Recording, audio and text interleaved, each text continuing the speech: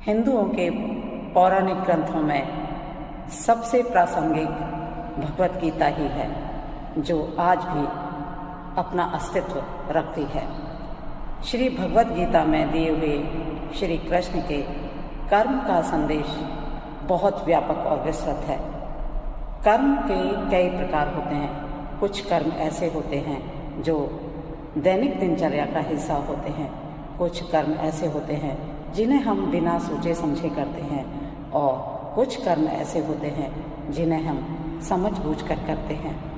कर्म कैसे भी हों, लेकिन उसका फल अवश्य मिलता है। उम्र के किसी पड़ाव पर भी किए हुए कर्म का प्रभाव किसी भी पड़ाव पर मिल सकता है। इसलिए कृष्ण कहते हैं, जब भी आप कोई कर्म करें सोच समझ कर करें, क्योंकि जो कर्म हम करते हैं उसी के फल स्वरूप हमें सुख और दुख की अनुभूतियाँ होती हैं। अनायास किए कर्म भी हमें फल देते हैं।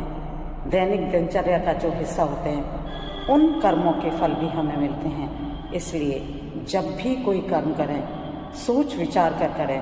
हमारे पूर्वज भी कहते हैं कि कोई भी कार्य करने से पहले, कोई भी अपशब्द बोलने से पहले कई बार सोचें, तब अपने मुंह से शब्दों को निकालें। कोई भी कर्म करने से पहले आप सोचें समझें, उसके बाद ही अपने कदम आगे बढ़ाएं, क्योंकि यही कर्म हमें उम्र के किसी भी पड़ाव पर फल के रूप में फलीभूत होते हैं। अगर हम अपने कर्मों को बिना सोचे समझे करते हैं या हम गलत प्रकार से कोई कार्य करते हैं तो उसका परिणाम हमें मिलता ही मिलता है, जो हमें जीवन में सुखद और दुखद अनुभूतियों का एहसास कराता है, जो हमारे जीवन में सुख और दुख के रूप में परिलक्षित होता है।